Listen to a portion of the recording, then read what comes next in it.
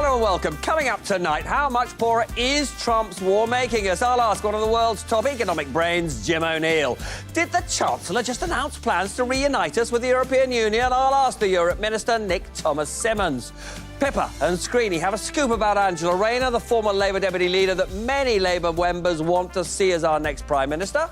HMRC are almost done with their tax investigation, opening the way for a possible leadership challenge. And throughout the show, three political agitators who probably aren't Banksy, though I doubt they'll confirm it. Lib Dem MP Layla Moran, ex-Union leader Mick Lynch and Reform UK's Maria Caulfield.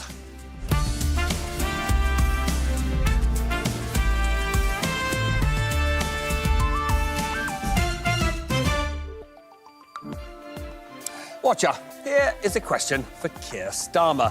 Does he realise that the Iran war has changed almost everything about his premiership? His response will be a challenge for him, but also an opportunity after what has been a pretty miserable debut as Prime Minister, because the threat to our security and our prosperity caused by Trump's offensive against Iran will, in many voters' minds, perhaps in most voters' minds, wipe out their anger or disappointment with him after 18 months of tax rises, U-turns and Mandelson. So, as oil and gas prices soar, as shortages are likely to emerge in everything from petrol to semiconductors, one question is whether he'll be able to protect living standards and jobs without putting undue pressure on the public finances. The war has dramatic ramifications for public spending choices too, because what we've witnessed, even if we didn't know it already, is that our military is chronically under-resourced. So the 10-year project to replenish is almost comically too long, and the failure yet to publish the promised defence investment plan is almost scandalous. In such adversity, however, is Starmer's last chance. Trump may say he's no Churchill, but this is not a moment for Churchill, who was notoriously incompetent with money. What's required, who's required, is a PM who can reassure with calm, dogged crisis management. Now, there was a time when that seemed to be his skill set. Let's see if it still is. Pippa. Well, I'm going to talk to you about Keir Starmer's problems at home and the possibility that he'll face a challenge to his leadership. I've got an exclusive story tonight that Angela Rayner's allies are increasingly confident that an HMRC investigation into her tax affairs will conclude this side of the May elections. Now, that means that the former deputy now has a route back to frontline politics at a perilous moment for the Prime Minister. Labour is expected to suffer catastrophic losses across the country.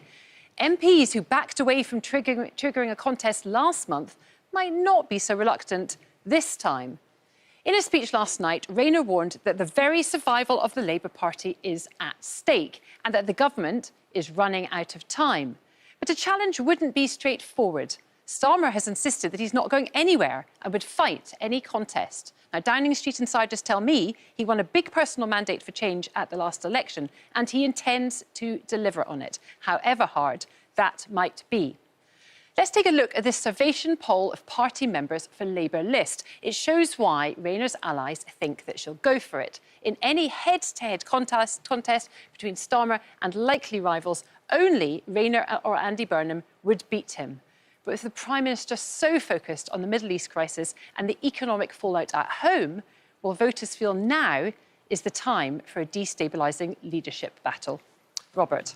So, Pippa, when I saw Angela Rayner yesterday criticising the Home Secretary's immigration plans, I have to tell you, I thought this looked like the launch of her personal manifesto. So is she going to run? Well, what we've heard from Angela Rayner since she stood down as Deputy Prime Minister is some very specific policy interventions on areas that she thinks she can nudge the government a little bit over the line. Things like workers' rights and leasehold reform. And then last night, as you say, she made this very personal intervention with what felt like quite a distinct criticism of the Prime Minister herself. Her allies tell me that she feels the party needs to go in a different direction. Now, what they also say is that she won't engineer a contest. So how we end up getting one, we'll have to wait and see, because, of course, more than 80 Labour MPs would be needed to put their name to a letter to trigger one. And if Angela Rayner isn't going to do it, then who is? Is it going to be a stalking horse? What's going to happen? But I'm told that she will weigh up a range of personal and political considerations, and crucially, will take the temperature across the Labour movement, across the party, in terms of the breadth of support for her, and then we'll come to conclusion. But in short, I think the answer is yes. Yeah, that sounded like quite a log she's going to run. But anyway. And now, Mick, I'm interested. Do you think that Angela Rayner would make a better leader of the Labour Party than Keir Starmer? Well, I certainly think we need a debate about what kind of Labour Party we're getting and what kind of government we've got, because it's lacked the dynamism, it's lacked the idea of change being felt by working people across the country. So there's got to be a battle of ideas, and often that means a battle of who's going to be presenting their programme. I'm not worried about who the leader is. I'm worried about what the leadership does with the Labour Party and with that mandate you mentioned. And so far, they haven't done enough. We need a change in direction for the Labour government. And if that means there's got to be a challenge to the leadership, then so be it. I wish them every success. Do you think they can do enough to win back progressive voters that are being tempted by parties like the Lib Dems or the Greens? Yeah, I think they can if there's a strong message, because we need a Labour movement on the move. That means being close to the trade unions, having a message about housing, about the cost of living crisis, about the feeling of insecurity that we've got in this country all around the place. So all the big issues, Labour need to have a strong and coherent message that goes across all of the issues and all of the departments in government.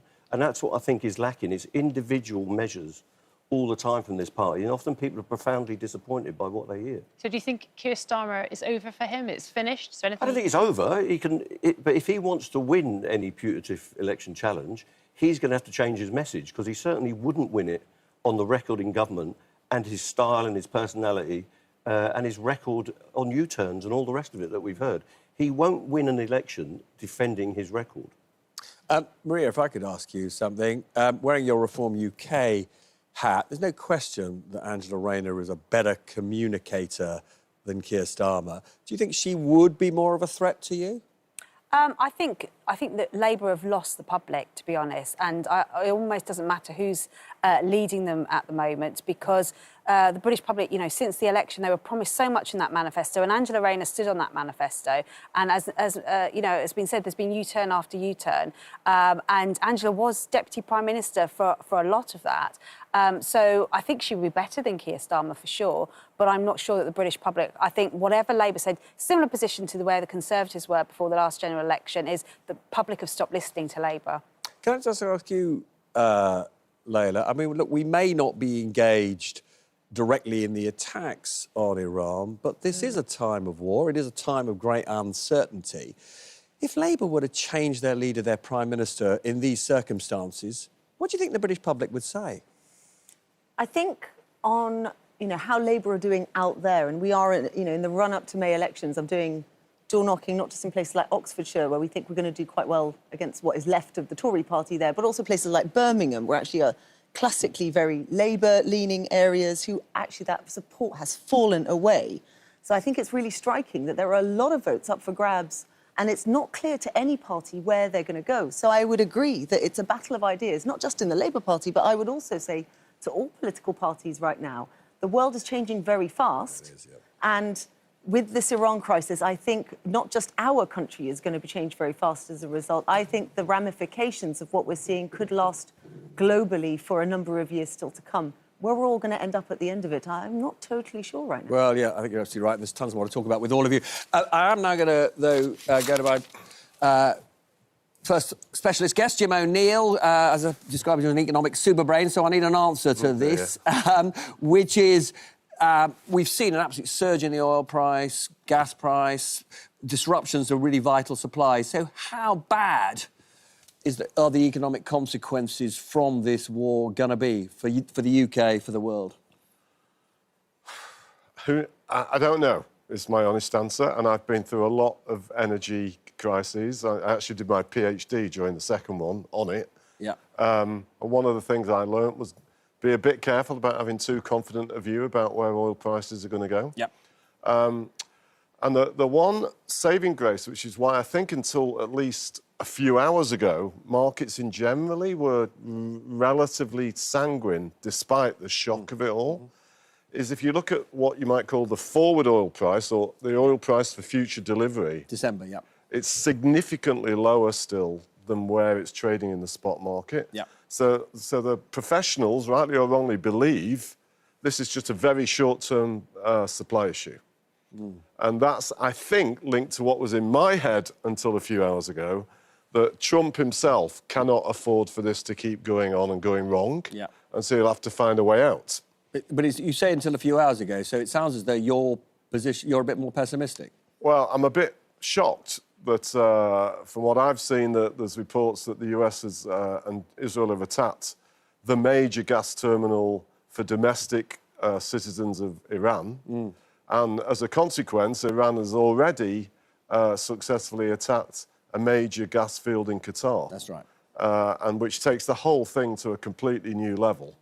And quite how they're going to be able to calm things down from this for a good while, I have no idea. And so it could get, if you think it's ugly now, it could get way worse. Yeah, well, that is absolutely my fear. So do you think the British government is making enough in the contingency plans, preparing? I mean, we don't know that the worst is going to happen, but we saw a major energy price shock after Putin invaded Ukraine, and there certainly is a scenario where this could be just as bad.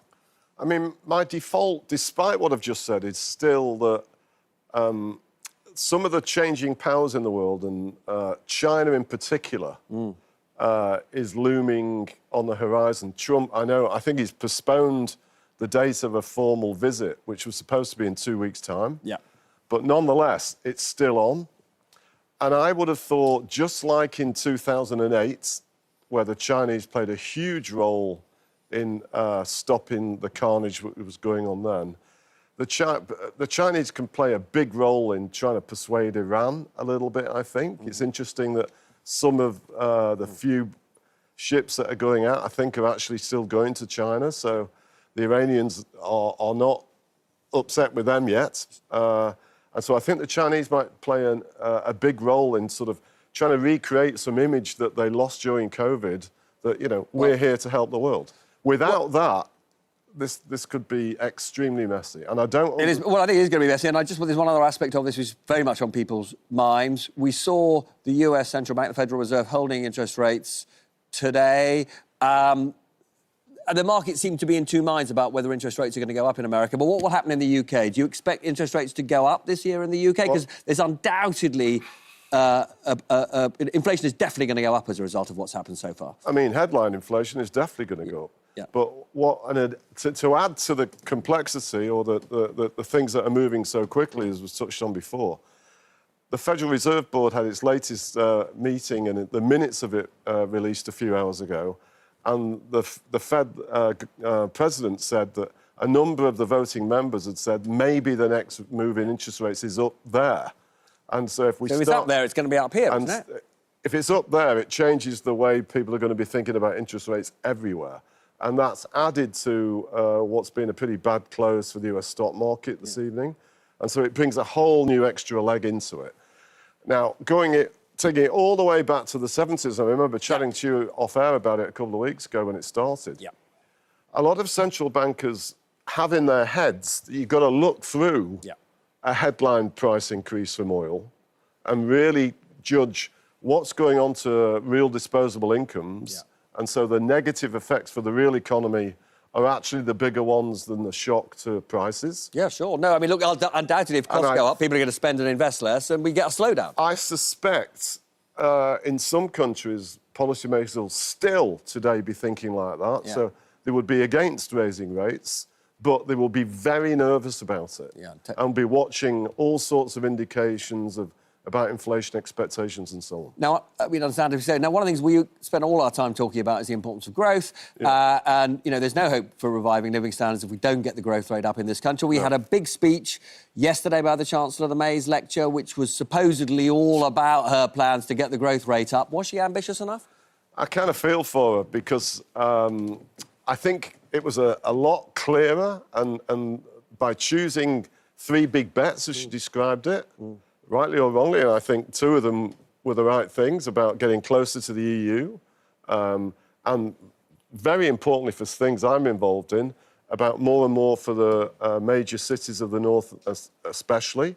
And crucially, it's been lost in all the noise of everything else that's going on.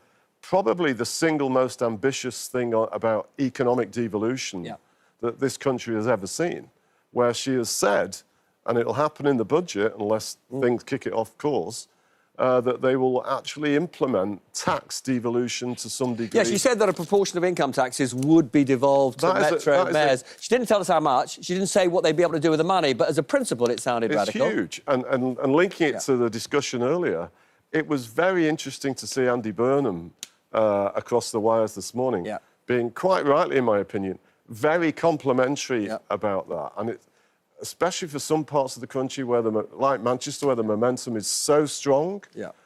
This is potentially fabulous news in order to do so much more. And I think that is part of what the country desperately needs in more and more places. Now, Jim, there's a bit of data I want to show you, but it requires you to wander over to the screen with me just now. And on the European issue, getting closer, I had done an interview with Nick Thomas-Symonds, who's in charge of the negotiation with the EU, which we're going to show in a minute, and I might like your reaction to that a bit later on. But I just want to start by showing you... I mean, look, that is the sort of oil and the tankers that were getting through the Strait of Hormuz before the war started. This is what's going through now. Now, what's quite interesting is the only stuff that's... These are going to China and India. Sorry? Yeah, well, that's right. Well, it's two lots. It's Iran's illegal fleet, the so-called shadow fleet, and then there's a couple of things that India have managed to get through. Now, I want to show you a second chart, which is this one that shows what's been happening to the oil price. And the most interesting thing about this is the yellow line, because that's the price that Russia and Putin get. And when you look at that, when you see that only effectively illegal oil is getting through, and the price of Russian oil is going through the roof, with sanctions lifted for Russia by Trump, extraordinary decision by him. I mean, basically, the only winner from this war is Putin. You know, I've sometimes joked that despite how much he makes noises about the BRICS being a horrible group, I mean, you would think that Trump is a member of the BRICS, given I mean, Russia is a... We should remind people that you invented the BRICS. Brazil, Russia, India, China. I mean, Russia is a staggering winner from this. And it's... Who would have dreamt that somebody could say that 6 months ago? But that is the sort of weird reality of how things have turned out so far. It's kind of crazy. And I mean, and if you think about it in the context that, you know, he's also been helping the Iranians in this war, it is literally mind-boggling. Where'd you start? I mean, one would like to think that somewhere in that mind of Donald Trump's there is some kind of coherent strategy, but it's pretty hard for me to see that tonight. And if you... therefore were Starmer, given that you know how militarily we are dependent on the states, how much our intelligence is dependent on the states, how would you now manage that relationship with Trump, given that so much of what he's doing is absolutely counter to our interests?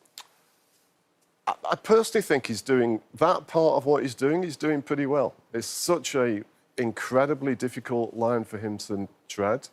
But I think he needs to, and he's showing signs linked to some of the things your other guests talked about before, where at least on this issue, he is standing up for the country.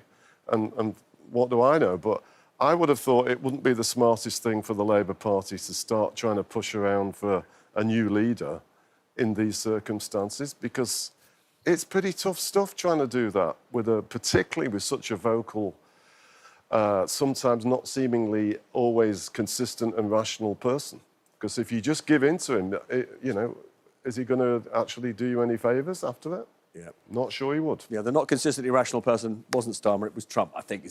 We were talking about that. But Pippa, I think yes, you want to pick up with our friend. Yeah, now, I was in the room yesterday with Volodymyr Zelensky when he visited the Houses of Parliament. He's obviously very worried that Ukraine gets lost in all of this, gets forgotten about. Layla, how much of a worry is it that Vladimir Putin, as Jim and Robert say, appears to be the big winner of this war? It's mind-boggling, genuinely mind-boggling. And I think to your point, Jim, about is there a coherent strategy? I mean, clearly not. What is also being lost, of course, is Gaza and what we started with. And what I'm seeing here, and I said it in the context of that, and by the way, this was all linked, right? Because Iran backed Hamas, and we've then got Hezbollah. we are seeing an entrenchment globally into the extremes. And what is being lost is international law, which is meant to be the thing that holds everyone together, the rules by which we conduct these things. Trump's just thrown these to the wind. And I'm really worried about where we're going to end up here because, yes, this war has already proliferated. We have seen a number of countries be drawn in. The irony is, I mean, this show knows, I've spoken about it before, we got my family out of Gaza. Do you know where they went? Bahrain. And now they've got the same drones over them with the same noises and the same fear. And I can't understand how we've got to this place. And what it says to me is that the wrong approach is to say to Trump, do you know what? We're just going to follow where you lead. I do think we need to stand up to him. I think we need to continue to stand up to him. Ed Davey has made that clear over and over again. I agree with him. And we've got to be really, really careful about who our friends are. Yeah. And that is our European allies, because they are people who abide by international law. Trump is riding roughshod over it, and the only people who lose in that situation are the most vulnerable across the world and in this country. Maria, do you agree? Well, yeah, but I also think we do need to highlight that, you know, Iran, it was not exactly following a rules-based system. You know, they backed Hamas in that attack on October the 7th. They've massacred hundreds of thousands of their own people. And, you know, what we don't know is how close they were to developing that nuclear weapon. So do you think Trump was right then? So, well, I think there is an element that something had to be done with Iran, but I just don't think Trump has thought through his strategy and the different scenarios that would play out and how Russia would then benefit from all of this. So, you know, I think there is an issue about Iran that we shouldn't forget, that they were that close to developing a nuclear arsenal. No evidence for that, though, is there? Well, we don't know. We don't know. It's been debunked this morning in the press. Well, you those know, who do know have said nonsense. that actually it was far away. It's worth pointing out, by the way, this was started by Netanyahu wanting to act. Marco Rubio was clear about this in press conferences he's given, and then the United States went along with it. Mick. What we've got with Trump is the leading representative of the radical militant right, and that's why we don't need those people in this country in the future, because if we just kowtow and go along, which is what Farage would do, be joining in enthusiastically in this war, we would be in a complete disaster. Well, no, I think he and said he the would be opposite, peddling the actually. racist angle. Yeah, but he said he is as close to Trump as you can be, almost his advisor. Now, Israel's got exactly what they want from this war. They are the people that are leading the agenda, and Trump is going along with it. Everything that Israel had in their playbook is happening right now in front of us. And that has got to be addressed until there's peace in the Middle East entirely, until the Palestinian people get a settlement, until all of the countries can come together coherently. We're going to still get the murders. We're going to still get the murders in the West Bank and in Gaza. The whole region needs to be settled. Then all the energy issues would follow on from that. So, Maria, is Keir Starmer doing the right thing standing up to Donald Trump then? Well, I think, Nigel Farage has been quite clear on this. He would would allow the UK bases to be used by the US, but he wouldn't intervene in terms of sending troops in, because he doesn't believe that it's a war that is in the best. No, but that was the point that was made. There's no suggestion that Britain would send troops in, or indeed that we would be sending our own planes in, for example, to take out Iranian installations. It was only ever about using the bases. But I do think that Starmer has been very slow off the mark in terms of, when the request went in to, defend Cyprus, for example, he was all over the place on that. And either we've got bases in places like Cyprus. Well, he was, He wasn't. The RAF is out there and the ships are on the way. You virtually destroyed the armed forces when you're in a conservative government. You starved them of funding, and the fleet is a wreck at the moment. That's why there's no ship there, because we haven't invested. No, we absolutely haven't. The Navy fleet has been depleted over many, many years, but I'm sure we'll come back to some of this later. Robert. Gripping stuff. We're going to come back to all of you in a minute or two. It's been brilliant talking to Jim as ever. Don't go away, because after the break, I'll be talking to the minister in charge of the government's negotiations with the European Union to find out whether we're on a path to rejoin the EU. Come back in a minute or two and find out the answer.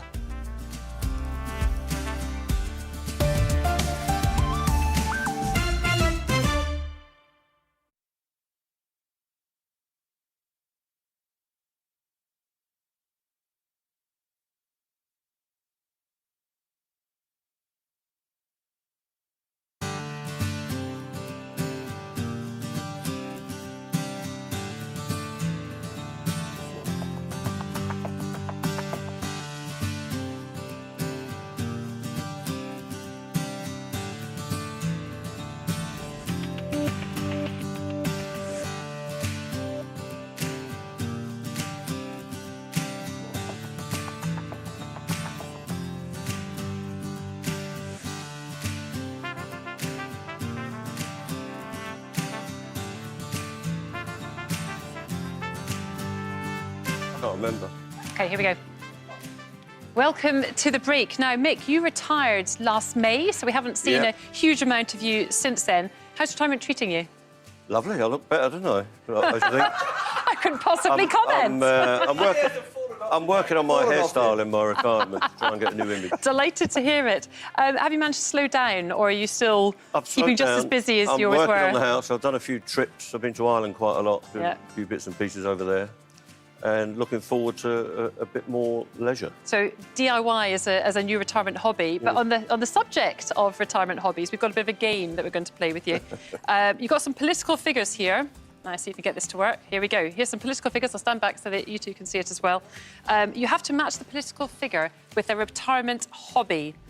Bricklaying, well, oil painting. bricklaying and oil painting was Churchill. He did both of those. OK, so Churchill did... famously. So the one we've got for him is bricklaying, absolutely. Yeah. So, yep.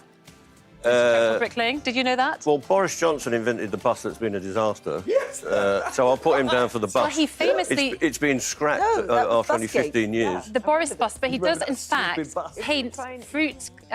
or he did paint fruit crates and make them into Well, he'd be better off with models rather than the one he commissioned. All right, well, there we go then. Saxophone's got to be Barack Obama. Saxophone, no. I know, Bill, yeah, sorry. Bill Clinton was the saxophone player, that's absolutely right. Kite surfing has got to be Barack Obama. It is, yeah, action man himself. And oil painting, who does that leave? George W. George W. All right, I wonder what... George W. Painting by numbers, I should think. So which of these would you like to try? I'll do the bricklaying. The bricklaying? Yeah. Not tempted by a bit of... Well, not a bit of kite surfing? Because in my family we've got a plasterer, electrician and a painter, so there we you need a go, bricklayer. you're missing the bricklayer. Family business, that's what you could do in your retirement. Maria, which of those do you fancy as a hobby? Oh. Would you pick any of them up? Oh, I don't know. Maybe the saxophone. Bit of the sax? That's the hardest one. Layla? I've always wanted to try kite surfing. Oh, right. Adventurous. I think I'd be terrible at it, though. Adventurous. Well, no, I'm not sure I'd fancy that. I think I like a bit of art. I'd do a bit of painting. I'd probably go for the oil painting rather than the model bus making. But, Mick, do you miss the picket line, all the sort of getting up at 4 in the morning to be harassed by journalists? No, I'm glad the other fella's doing it. He's got 25 years on me, so he's welcome to it. But I'll give them the support that they need it. Yeah. He's got all his hair and all his faculties, unlike me. Good stuff. All right, well, thank you very much. Thank you. Thank you for joining us.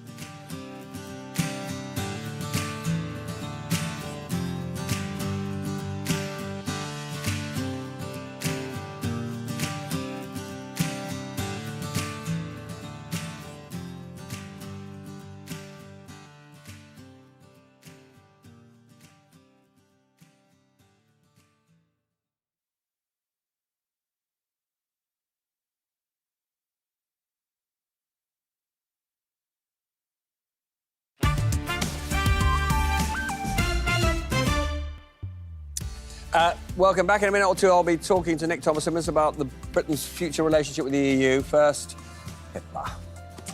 Sadiq Khan has told the Italian newspaper Repubblica that a vote for Labour should be a vote for rejoining the EU. For now, the government will want to stick with their reset. So let's have a look at where we are. John Springford from the Centre of European Research has done some estimates for us on how much the current plans could boost the UK economy in a decade. He pointed out some small gains on food standards and energy, but it does sound like the government will get a youth mobility scheme, allowing young Brits and EU citizens to live, work and study in each other's countries. The UK government wants a 2-year cap, the EU a more generous 4 years. That's a bigger boost to GDP, up to 0.3%. But this has hit a stumbling block. The EU want their citizens to pay home fees, what UK students pay at our universities. Economic growth too. Altogether, these changes could grow the economy by somewhere between 0.4 and 0.6%. It's something, but it's small beer compared to the impact of Brexit. Minus 4%, according to the OBR, and as much as 8%, according to the Chancellor. The government want to go as far as possible in the next stage of the reset, maximum market alignment, but the EU will want big concessions. For his analysis, John is our Geek of the Week. Geek of the Week. Robert. Thanks, Pippa. Absolutely fascinated that the London Mayor wants to tell Italian voters that we may be rejoining the EU, but there we go. Now, a little earlier, I spoke to Nick Thomas-Symonds, who's the government minister in charge of renegotiating our relationship with the EU. And what I really wanted to find out from him was when the Chancellor said just yesterday that she was going to do a reset with the EU that would give us a much more ambitious trade deal, cut costs for British businesses exporting to the European Union. What did she have in mind? Well, we certainly need to secure agreements, and that's precisely the work that I was doing for 12 months in opposition, laying the groundwork for this, and the work that I've been doing for 19, 20 months in government, Robert. But with regard to figures, the existing package, which is to finalise, first of all, the youth experience scheme, the emissions trading system linkage, which will save our businesses hundreds of millions of pounds in carbon taxes by getting exemption from what's called the Carbon Border Adjustment Mechanism, and the food and drink agreement will make a very significant difference. Of course, we will publish appropriately. Not remotely compared to the 8% of national income we've lost. It'll be considerably less than 1% of GDP added to our economy. I mean, probably half that.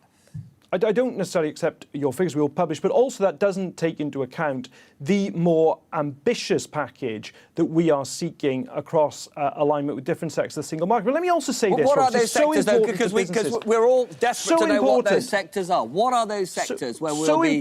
Come on, Nick. What are those sectors? Come on. Before I just come to that, Robert, just for a moment, I have here, this is actually a set of export health certificates businesses are currently filling in. I hope you can see that on the camera. A million of these businesses have had to pay for individually and fill in since 2023. And the top certificate here is 22 pages long and 56 wet stamps upon it. Now, what I am saying is we want to take this away from businesses, take this burden away from businesses. Which they'll all be absolutely thrilled by, but we want the detail of which businesses are going to benefit from what the Chancellor announced yesterday. So let me just go through this. Firstly, it is about the agricultural sector and the agri-food sector. We know that, Nick. Come on. We know history. We want news. We don't want the past. We want news, Nick. This isn't the past. This is the negotiation now. We've already started the work with businesses. Yes, but it's not what the Chancellor announced yesterday. And you came on to talk about what the Chancellor announced yesterday.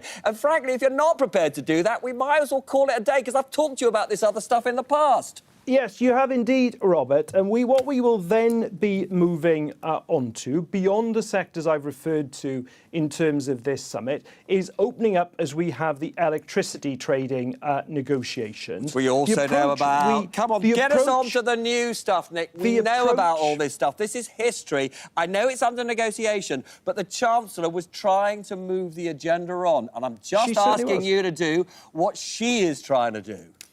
Absolutely, Robert. And what she set out were the tests that we will go sector by sector. Now, of course, it's commercially and market sensitive for me to just start naming sectors on your show. I'm sure you wouldn't really expect me to do that. Of course I would. Certainly, it is not market sensitive in a way that breaks any rules. Well, all you're showing is how little prepared you are for any of this. That is nonsense. This is extreme and has been extremely well prepared throughout, with respect, Robert. But what we will do is exactly as the Chancellor said, is then go sector by sector. Now, there are some sectors, of course, where we will want to go our own way, and artificial intelligence is one of those sectors. But with regard to other sectors, we will look at it with what I've always said is a ruthless pragmatism. We will look at each sector. What is the cost-benefit analysis to the United Kingdom of us having a common set of rules that can take away the kind of burdens that I've just been showing here from businesses, and that's exactly the approach we'll take going forward. Frustratingly, we're almost out of time. Very, very quickly. One of the things we know from the EU is that for this youth mobility scheme, they want what we charge EU students to be cut. Are you contemplating that? That's something that we've ruled out as part of the deal for this summit. So we're not going to get a youth mobility scheme then? In terms of the youth mobility scheme and the parameters we're looking to agree for this summit, that's something that was not part of the common understanding that we agreed last May. All right. But am I confident we can land this for the summit? Yes, I can. Nick, good to see you. Come back soon. Pleasure. Pleasure.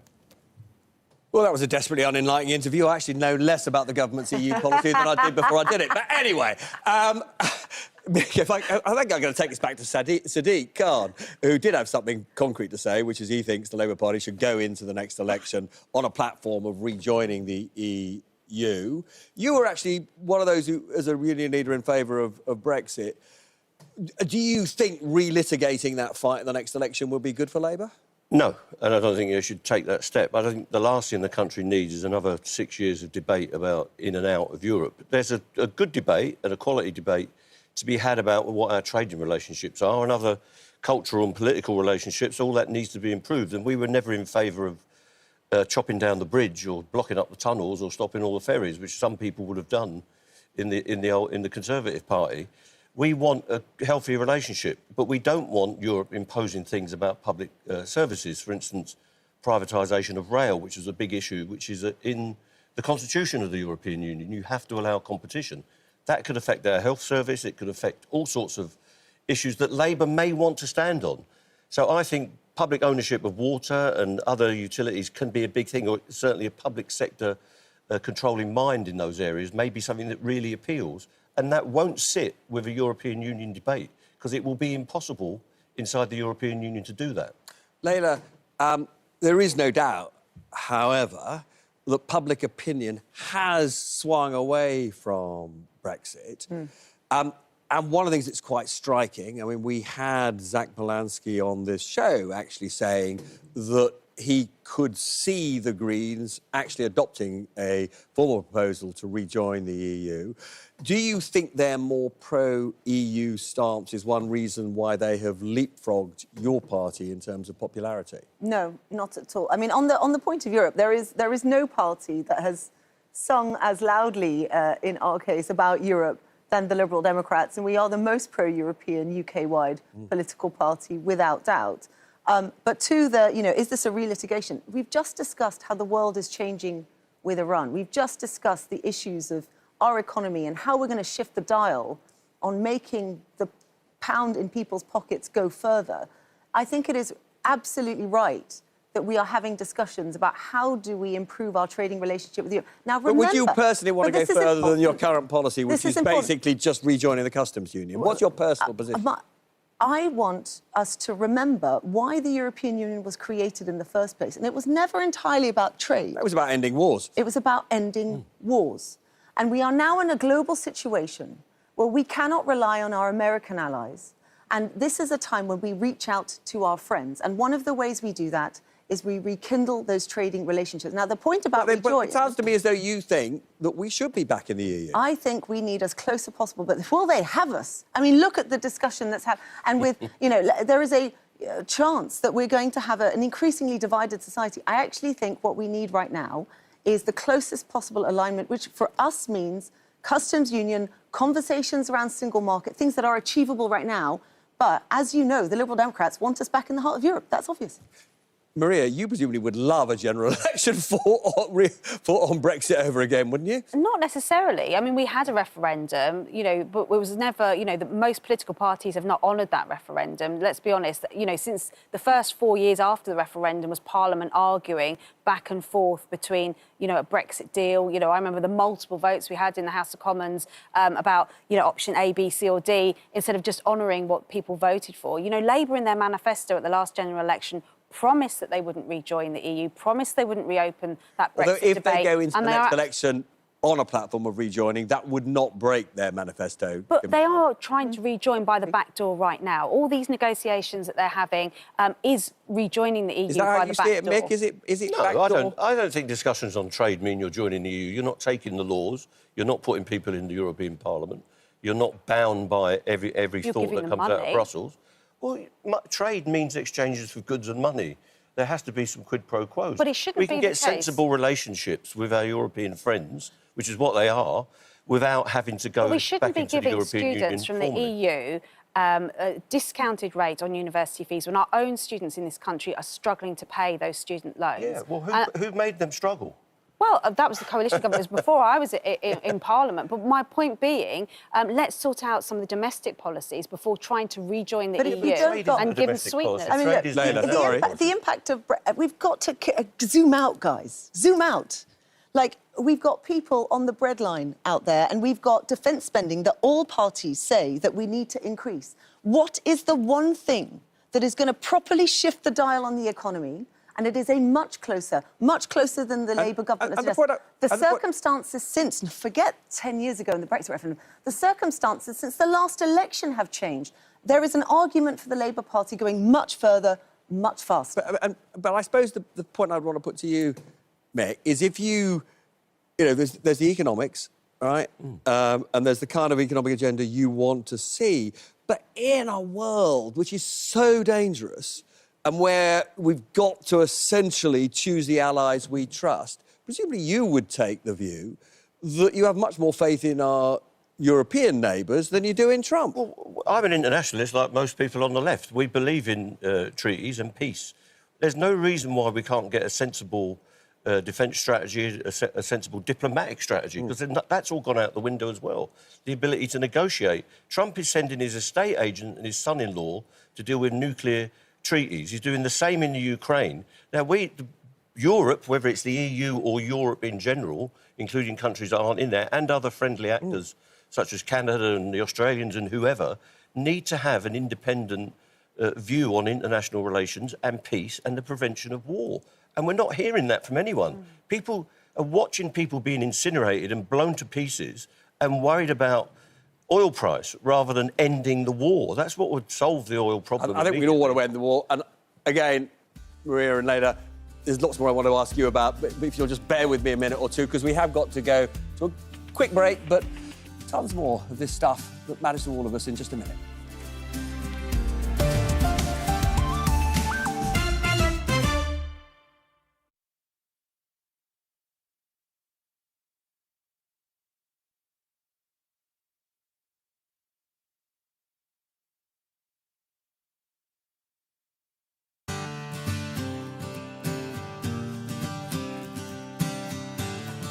Welcome to the break. Now, the decision last week by the Bank of England to replace Winston Churchill on banknotes prompted a huge controversy as British wildlife was going to appear on the notes instead. Layla, your leader, Ed Miliband, not your leader, your leader, Ed Davey, I'm not announcing a defection. Now, your leader, Ed Davey, spoke out against replacing Winston Churchill. What do you think of the plan? Is it erasing our history, as Kemi Badenoch suggested? No, it's not erasing our history. I think I do remember that moment where actually Jane Austen went on, and there was a whole thing about actually female representation and having that. I don't understand why they change these things. Do you? I don't really get it. And why calls it? I mean, I like badgers and robins and animals as much as anything. I don't really understand why we're doing this at all. Well, polling by Moran, if you're interested, found out that the most popular choice of animal for the banknotes was the hedgehog. Yeah. While Labour chose, Labour, I assume that's Labour supporters, chose a deer, and Lib Dems wanted a barn owl. Reform leads amongst those who wanted no animals. So, Maria, on that note, which animal would you choose? I'd probably go for the robin. Yeah. I saw one in my garden this morning. Yeah, no, I'm amazed my cat hasn't scared it off. Yeah, they're coming back. You noticed? Yeah. Quite a lot of them. What about you, Mick? Who would you go for? What would you go for? What animal? Well, I'd go for a hare. You've got a rabbit up there. I was like the hare. Go for the hare? Lots of stuff about hares in British and Irish countryside. And Layla, would you go for barn owls like other I was the RSPB Skylark champion because they are in my constituency, so a skylark. Skylark. And then if you weren't going to go for animals, very quickly, one-word answers each. If you weren't going for animals, what would you have on a banknote? Maria? Probably historic buildings. Historic buildings, Mick? Art. Art? Some kind of I art. thought you were going to say union leaders. Union leaders of our maybe? time, Trains? Layla? Dome. Great British pop stars. Why Great not? British pop stars. And Robert, what would you put on a banknote? I had John Lennon in my head. I don't know why. John Lennon. There we go. Mine. Great British pop stars. There we Why go. not? OK.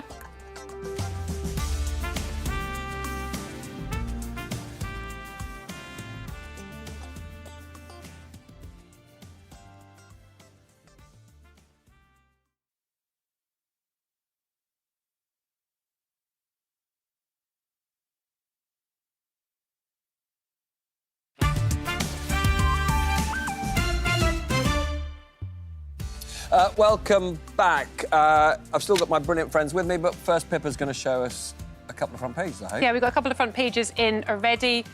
You can see that we have the... Oh, I can catch it. The Independent here saying that the warning, the fear that a lot of people have, the meningitis outbreak has reminded people of the pandemic, and the Independent warning that the NHS is totally unprepared for new COVID-level pandemic. That's not, of course, the situation we are in here. And on the front of the Metro, this is interesting, angry, grieving parents saying that all children should have the jab for the deadly strain, which is meningitis B, because, of course, since 2015, babies have been given the jab, but not older children. And that means that a whole load of teenagers and above haven't had it, don't have the protection. And, of course, they're the ones who were caught up with this particular outbreak in Kent, which public health chiefs say they think has been contained and hasn't spread any further. So all the parents panicking about getting the vaccination and getting their kids inoculated have a bit more time to do it and shouldn't worry about this particular outbreak, so health chiefs say. Thanks, Pippa. I mean, obviously, everybody has been shocked and worried about what we've seen, even if we hope it is contained. Layla, you're the chair of the Health Select Committee. Maria, you work in hospitals, you're a senior nurse. I think there are sort of two issues. One is, you know, do we have a vaccination problem? And it might be broad, and to be frank, many people think it's broader than just this particular issue. And then secondly, actually, I was talking to somebody immersed in developing the pandemic plans during the COVID, who just said to me, everything that they'd learned has been unlearned. And as a country, you know, we are not prepared for another pandemic, even if this is not the pandemic. Yeah. So I suppose, Layla, what will you... Because presumably you'll be investigating some of this. We already are. So you are right. There is a... So on the meningitis B thing, it's worth saying... the thing that's going to save someone's life is to firstly be aware of what the symptoms are and then getting the antibiotic. That's the thing that's going to save your life. Yeah. Because if you take a vaccine, it takes several weeks to work, and we still don't know, at least I don't know, whether they've sequenced the strain to know if the vaccine will actually be effective. So on this thing, can we just, for a moment, you know, there is a debate to be had about vaccination. We don't know yet if it's going to help. Do we have a wider vaccination in this issue, in this problem? Absolutely. And you are absolutely right. So we did an inquiry into this. It was, I have to say, one of the worst evidence hearings we had ever listened to. We felt that the government was complacent about it. We have just this year lost our measles-free status by the WHO. Yep. Some of it was actually caused by the pandemic. So people feeling that they, like the mandation, for example, of vaccines, particularly in healthcare workers, was a big problem, and that was one of the groups that we're really worried about. And the other thing we unlearned was how to reach into those most disadvantaged groups, how the NHS can work with them. All of that was collapsed. And what has happened is we have not prioritised local public health budgets. So absolutely right, we have a huge vaccine problem in this country. If there's one silver lining from all of this tragedy, is that we are having a conversation about the importance of vaccines, and that those who aren't taking them up might now think, well, actually, maybe that was a good idea for me to go back to the doctor and go, well, my child missed out on it, can we give them to them? Maria, as a nurse, are you confident that the NHS is prepared to cope with another pandemic? Because there will be one. Yeah, so I mean, the NHS is struggling at the moment. You know, we're just coming out of winter, and you know, A&Es are still running quite hot at the moment. And there's the wider problem about, you know, getting people out of hospital and back into the community. So the capacity of the NHS is struggling. You know, I don't think that's any secret. But I think in terms of a pandemic, it's not just the NHS that needs to be prepared. You know, I was a little bit shocked because I used to be, when I was the minister, I used to be in, you know, work with UXA quite heavily, that how, you know, there was quite a slow reaction there on the Friday evening when they were getting that news through of a meningitis case, that it then wasn't until the Sunday, and those young people have been out socialising over the weekend, back home for Mother's Day, you know, so I just wonder how, on top of it, ministers are. Ministers also have a responsibility to be working with UXA, so when an outbreak like this happens, so, Maria, that comms is getting out as quickly as possible. To be fair, I mean, my understanding is, while the public announcement wasn't made until later, actually, I will be fair to those on the ground who say that the joint working and the standing up of the centres actually happened very quickly. I think the concern I've got is because we are not vaccinating enough, because we're not using pharmacies enough to administer vaccination. If this happens on a nationwide level, we won't be able to do that as quickly. It can happen in a small area once, and meningitis B is relatively slow-moving. But if this happened again, actually what we need is much broader resilience, and I'm not seeing that from the system that's my currently. point. That's my point. Mick, do you want to come? Well, I think in these cases, we've got to let the healthcare professionals and the experts get on with the job. And everybody speculates about what they have done and what they haven't done. And it seems to me that what Maria just implied has been completely refuted today by those people, and hopefully they'll get on top of it. But I do think we've lost in this country a folk memory of what life was like before vaccines. And my memory of vaccines in the 60s, when I was a kid, if you can believe that, looking at me, was that people were hungry for them. Mothers and families wanted their kids vaccinated as soon as something came along. Well, if you live with the experience of kids getting polio, of course you want to. Yeah, and we need to get into people's minds about what the consequences of having low levels of vaccine uptake are like. That's right. And being down at 50 and 60%, even on really important vaccines, is not good enough. But just and we mis need and to do better. disinformation is a big part of it. And, you know, we've got some... And I think this is just really... We've really got to challenge this within our own parties. And I've no doubt, Maria, you would balk at this too. But the Reform leader of Kent Council had said that vaccines are linked to cancer. So it's simply I think Maria not wants to come in. True, Maria. so absolutely, because one of the cancer vaccines that could eliminate cervical cancer, there is a low uptake in our schools for both young boys and girls, and that vaccination against the HPV virus could eliminate not just cervical cancer, but head and neck cancers. And I think, you know, Mick is right, we just need that better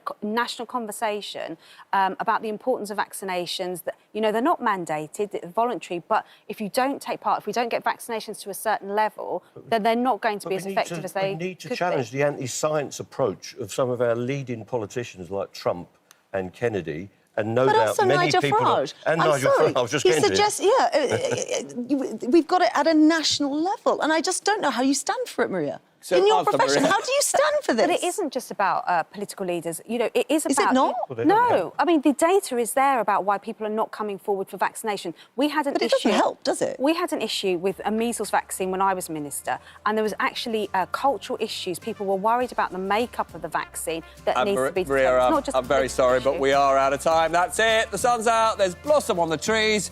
In these horrible times, it's important to accentuate the positive. See you next week.